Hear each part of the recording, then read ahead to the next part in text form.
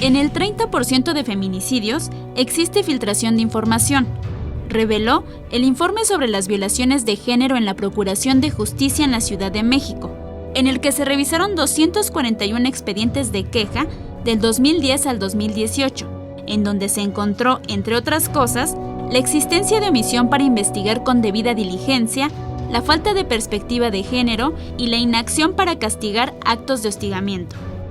Tiene que ver con una total omisión en el ejercicio de la investigación, en 4 de cada 10 de los casos, pero en el resto, en los otros 6, además hay negligencia. Es decir, no encontramos un solo momento, por eso están en quejas, en donde no haya alguna omisión, pero omisiones muy destacables, muy importantes.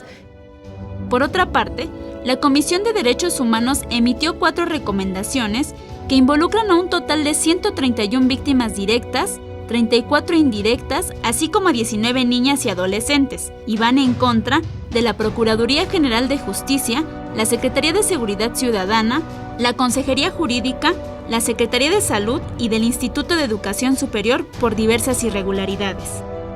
Básicamente tenemos casos en donde las periciales, una es fundamental y tiene que ver igual con lo que platicabas del debido proceso. Unos emiten uno, otros emiten otros desacreditan el peritaje que trae uno y el peritaje que realiza el otro. Con todo y eso, ese es uno de los, principales desencuentros, ¿no? Y lo que tiene que ver, uno es los peritajes y el otro lo que tiene que ver con el igual, en el caso de Secretaría Ciudadana y Procuraduría, con el primer contacto. La recomendación 6 señala fallas en las investigaciones por hostigamiento sexual.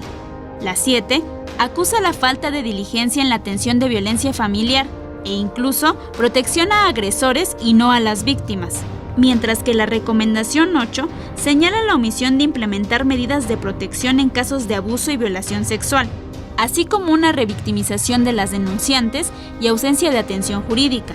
Finalmente, la 9 determina deficiencias en las indagatorias por feminicidios, entre los que se contempla el de Lesbi Berlín. Con imágenes de Joel Arias, Gloria López, 21 Noticias.